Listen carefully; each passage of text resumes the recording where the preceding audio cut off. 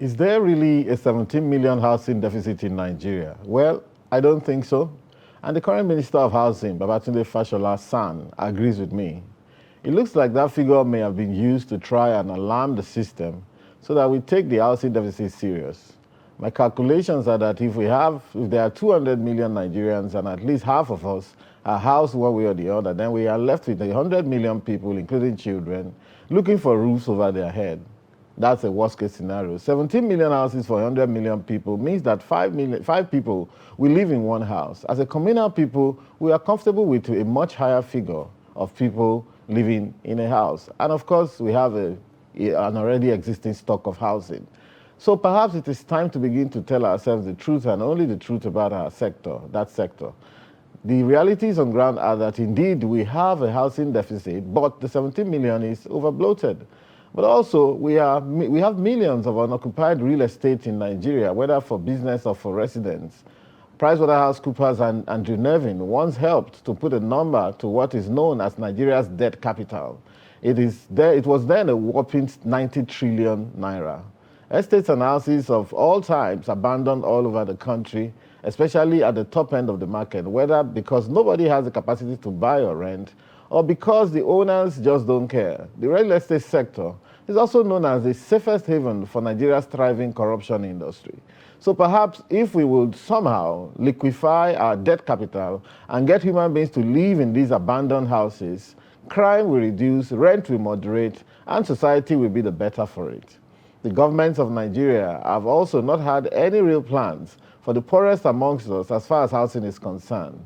The few tentative attempts at mass housing that we have had has been for civil servants, who make up a mere 4% of our national workforce. Even they are merely struggling. Policemen sleep in their offices and have no homes in many instances, for example. Rural housing, that never even comes up. And there is probably nowhere in this country where anyone has made any attempt to transform those mud houses falling where they stand in our villages. No improvements, no organization, no innovation, nothing. It is as if the poor and the rural are not Nigerians. The result is anger on the street and more deleterious rural-urban migration. Joining us to discuss this conundrum today is Mr. Benjamin Onigbinde. He is a real estate economist and the CEO of Sigvent Property Trust Limited. Perhaps right here, right now, we could find solutions to these massive problems in the housing industry. Welcome to our show, dear viewers, and welcome, Mr. Onigbinde. No, it's nice to be here. My name is Benjamin Onigbinde. As you already said, real estate is a very complex sector. There's a need for integration of the policy. Over the year, there have been different kind of policy from the local government to the federal government level. It's high time now that we really want So you think that the problem are the policies in the industry? Or are there other issues? I was going to ask you, what do you think about the current state of the housing sector in Nigeria? The current state is very, very, very pathetic. And as a real estate economist, the way I look at it is the fact that the market is very open. Real estate market is very open. Anybody can become a real estate developer. So that's where we have some issue. The first time we have a affordable housing policy was in 1979 when we have Shehu Shagari. It was a very widespread policy that come across all the local governments, but at the end of the day, nothing comes out of that. I remember the Shagari estate, and I'm not sure that Shehu Shagari got enough credence for that, because those Shagari estates are almost in every local government, every state capital in Nigeria. You see, there's problem, politics and everything. You have issue whereby Shagari came to one place, one local government or one state that, because it's MPN states, give us land, we want to build affordable housing. And those people said, no, we are not giving you land, because if you build affordable housing, it will be to the credit of MPN. Wonderful. So at the end of the day, those areas could not benefit from the affordable housing initiative policy. Yeah. The other issue that happen around that area is that we have lifestyle. the housing development, the housing design is not structured toward our lifestyle. Okay. We have people that are used to face me and face you Yes. apartments. And you now said, okay, I'm giving you 3-bedroom flats, affordable housing. Come and pay 7 million, 8 million naira. It won't work. But number one, is it only lifestyle or affordability? They say, where will somebody find 7 million? Or these days, I see scenarios where government will build 2-bedroom flat for civil servant and say, go and bring 20 million. Meanwhile, the entire salary of the civil servant, maybe is any, if he's lucky, is any 100,000 every month. Where will he find the money? See, the issue of affordable housing, there's a little bit of complex in that the definition of affordable housing is the calculation based on your income. So if you earn 100 million naira and they say 30% of is what is of 100 million naira is what you can use to buy a house that define your level of affordability, and somebody earn 45,000 naira in a month. That's different. That's different. That's why when Shagari came that time, what they did was they call it low-cost housing. Yes. So it's supposed to be low-cost housing, not affordable housing, because affordable housing has both high-end and low-end. Okay. I was in Oyo State the other time. I had to discuss with some staff of civil service, Federal Road Safety Commission, and I told them that we're having land for you. You are paying 800,000 naira for a plot of land to be 3-bedroom flat. So the guy said, no, how will I pay? My salary is 45,000 naira. So even if you are receiving, that salary is not even enough. So if you are removing 10% of 45,000 naira, how will I get? So there should be something different. So that's what really takes us to the issue of technical aspect of affordable housing, the design. You remember in those days when you have a story building, you have the staircase made by wood. Exactly. Yes. You have different kind of decking is weak. Yeah. Some of those houses are still there. Yeah. But now I have money. I just called my architect. He just designed something for me, and the land is 2 million naira, and the roofing, the design is giving the roofing is around 5 million naira to roof the design alone. Then talk of the ties and all those things. So it's making it difficult for people to actually buy those houses. That's why we have all those houses around. Even those houses we see in Abuja, majority of them, they are premium houses. We get to that point, but I was going to say that in terms of the history of housing, when I try to study some things, I realized that, for example, our people talk about mortgage. The government will say people should go and take mortgage. The banks are not ready to give anybody mortgage. The concept of mortgage is for people who have stable income, and a proper mortgage will be 20 years, 25 years. No bank in Nigeria will lend money for 25 years. But I realized that after the Second World War, the idea of mortgage is a fairly recent idea. But after the Second World War, there were cooperatives who were building for members of the cooperative and then allocating, and that was how they were able to increase the housing stock in Europe. But here, I don't think anybody has ever bothered to say that the average Nigerian, even if he's poor, even if he's earning 45,000, at some point you should be able to have a kind of house. What should be our solution? Because I can't see any so far. The first thing is that if you look at the structure of deficit is more pronounced at the urban center than the rural areas. Yeah. Because if you go to rural area, they are still building houses. But they are still building mud houses. In many places, there's the very poor people are still building mud houses, which sometimes cannot stand the elements. They don't. Many of them still don't understand the concept of cross ventilation. Simple things that build a window here, a window there, let the air pass through. You see the small. The other time I was moving around doing campaigns in northern Nigeria, and I stayed in one place where they were building one of those houses just to observe what they were doing. And I don't think our universities and polytechnics departments have been able to help those people to say, okay, this is what you can do more sustainably. So the basic truth is that the university, we have various models. We have compressed art bricks, red bricks. Yes. We have a bamboo housing. There are so many designs that comes in, but it's actually fall into the issue of affordability. Can people And it's actually a kind of technical marketing skill, something. I'm coming to the markets. I don't assume that, oh, talk me fast, sure, you like this, my model. Yeah. You need to really define what actually do these people really want. Yeah. Like we have a development here in Asokoro that you have a 5-bedroom and 4 living room. You have elevator, have all those things. Do the people really? Well, you know, I mean, those are the kind of houses that you people will sell for 500 million. I don't know who buys them. Maybe that's the reason we have, in my own estimation, about 500,000 houses are vacant in places like Abuja. In Abuja alone, I'm talking about abandoned estates. I'm talking about estates, big houses where the owner has probably died and left. In fact, some people have, because again, you know, which we tie to corruption sometimes.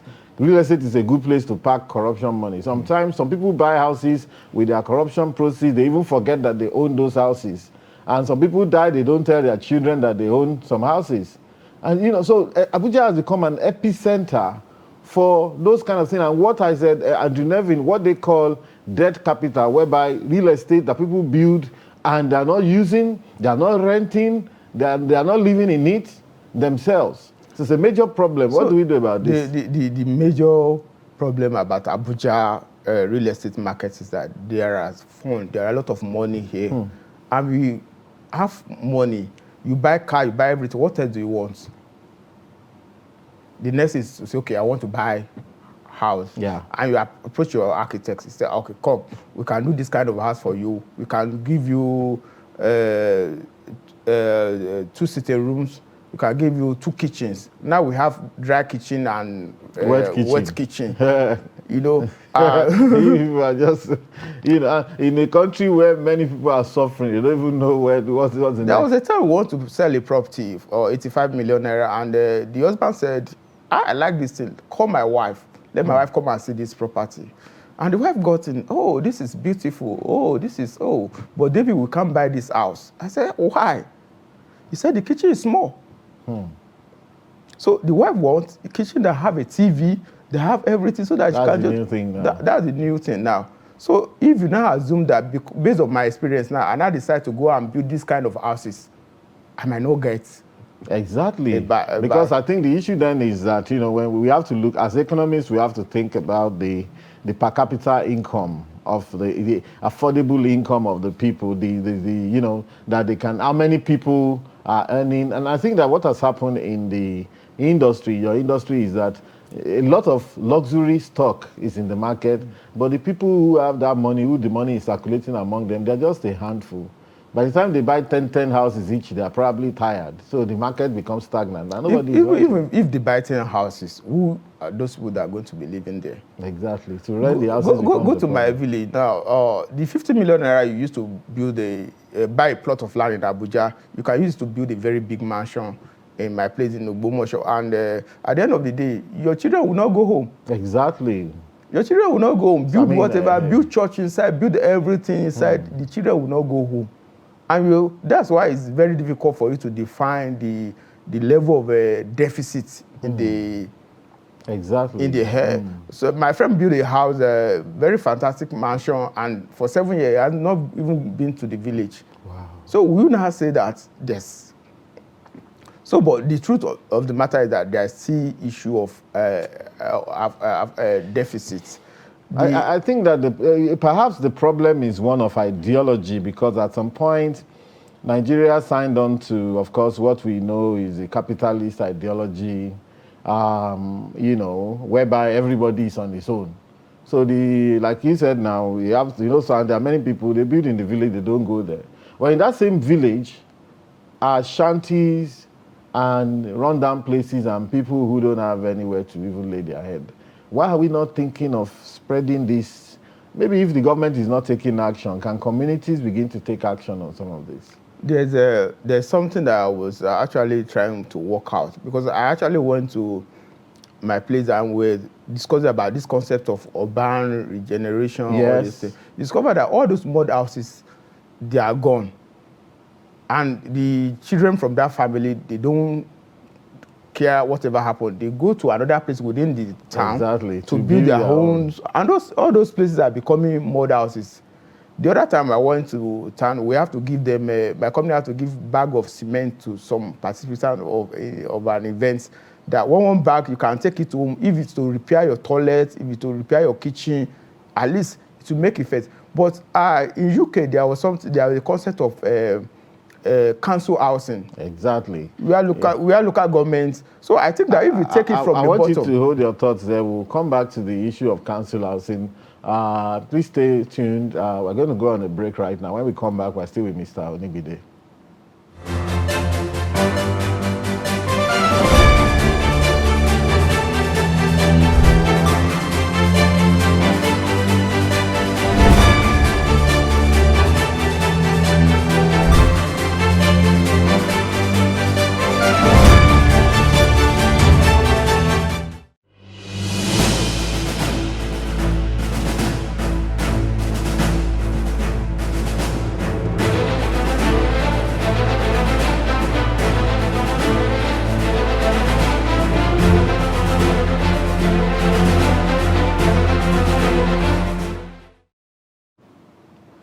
Thanks for staying tuned and welcome back to the Nationalist, your program. We're still with Mr. Onibide, speaking about the housing sector where there's a lot of problems, and I think somehow the many efforts of government has not been able to cause any salutary shift in that sector. And you were speaking about council houses. How did it work for them? Can anything like that ever work in Nigeria? It can really work. Like I told you, there are so many policies that have been in place in Nigeria. Wow. National Housing Fund, there are housing, there are fish for the civil service setup. We have we have family-owned funds that's actually working. They have almost 300 billion naira in the account to develop housing across the states, across the local government. Redan, Real Estate Development Association, also have a concept that they want to go to all the local governments and build, but they need fund. And with my experience, the local governments make land available, but the structure, the type of the construction that will take place on that land is something.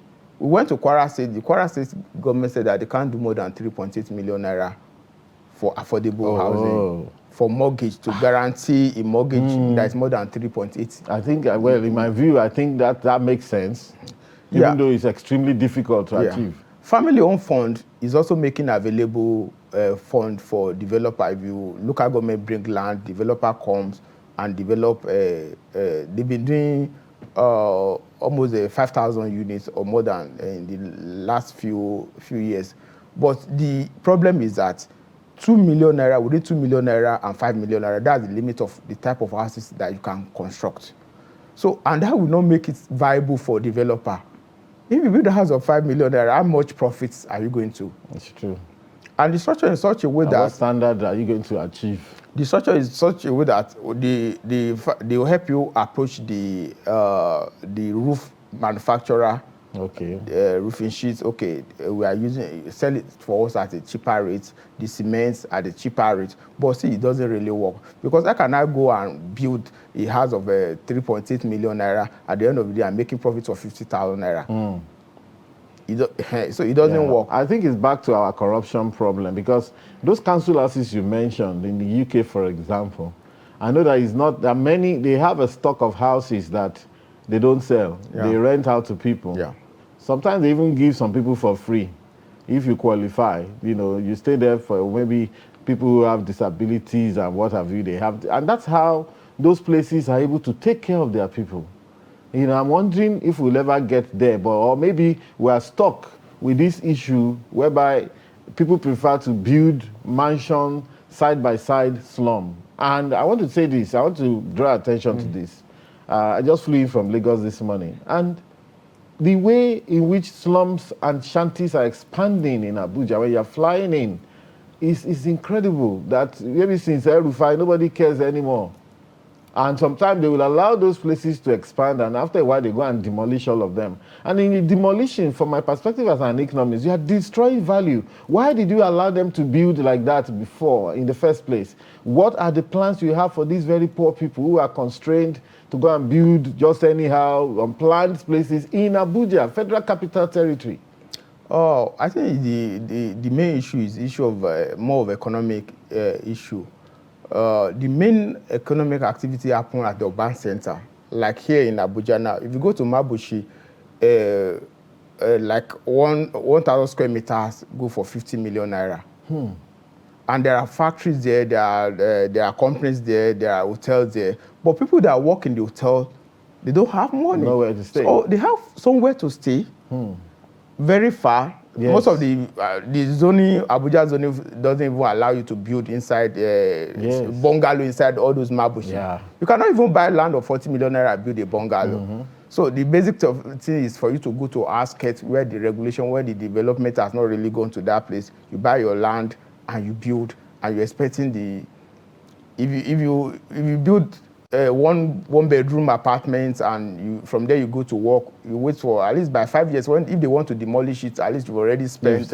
But by then you're already attached to the house. And it's never easy to just watch one's house demolished. So I think what government still need to do is that, because the issue of these major, you have defense headquarters, you have all the people that work there, they don't live inside the town. They don't. They live outside. If you go to very close to NNPC here now, there's NNPC head office in Abuja now. That's where they call tarmac. Those people that fill the workers in NNPC, they come from those remote areas.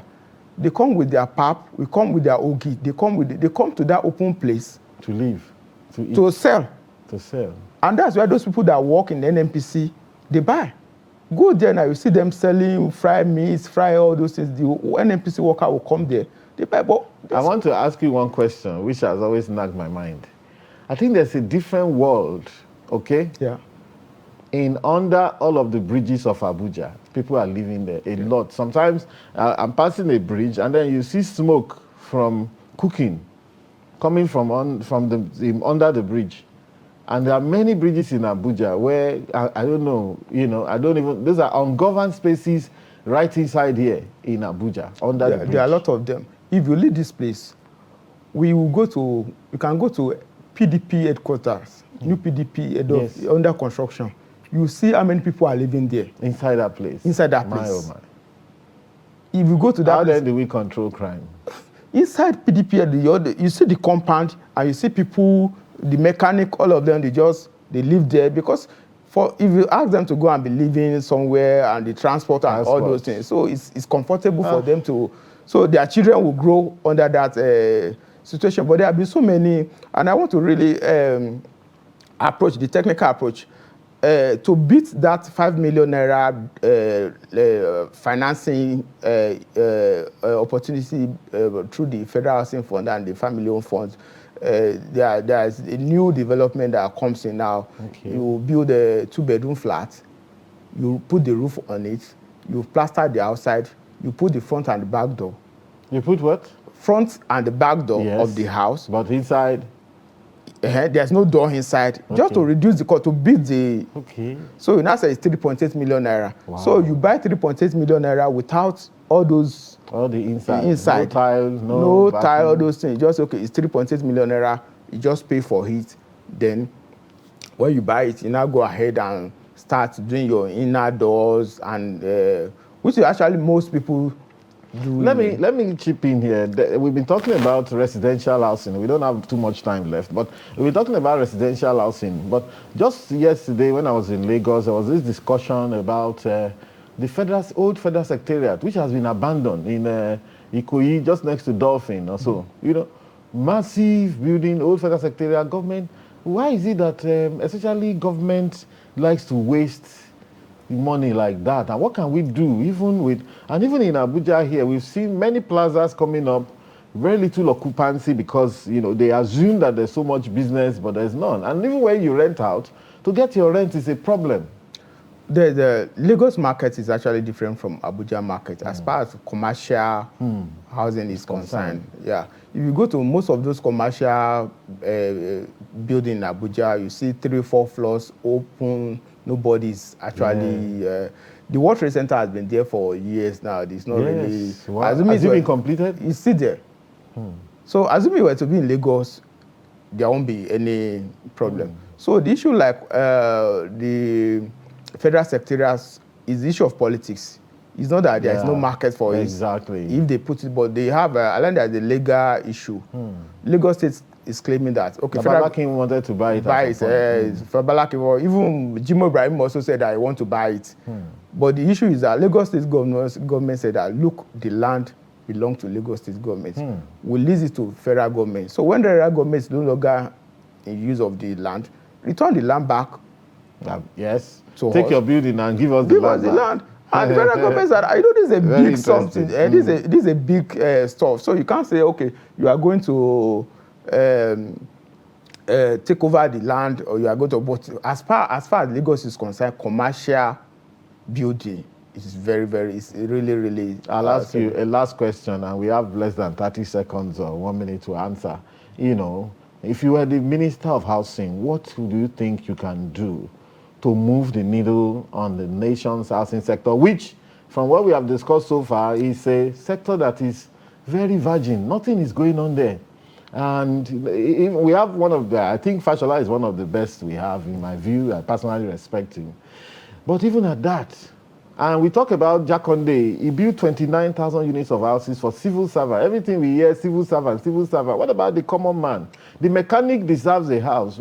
How can government come up with a policy that is say, okay, this is a standard kind of housing for poor people, and we can build them mass? Where can we get the financing from, even if by grant, anywhere? What do you think?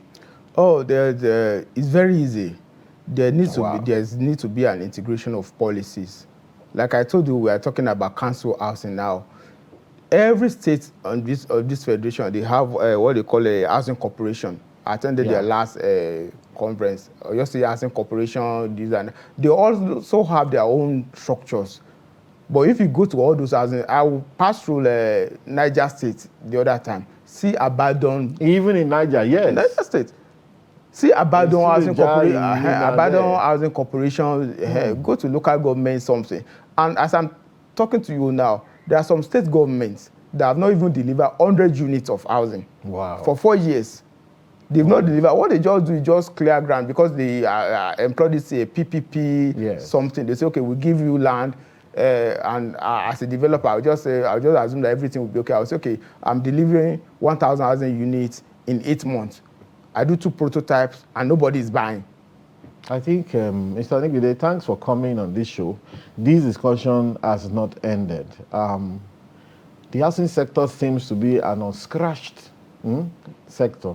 And unfortunately for us, the bulk of the money we have, we seem to be throwing it into the Atlantic. The problem with abandoned houses, 500,000 plus of them in Abuja, luxury houses, most of them, when you abandon a house, it begins to weaken and almost fall where it stands. So I will still invite you back. Okay. We can't take any more from you. I see that you have a lot. Okay. We'll be talking to Mr. Onigide on the housing sector. He's a real estate practitioner. But the discussion must continue.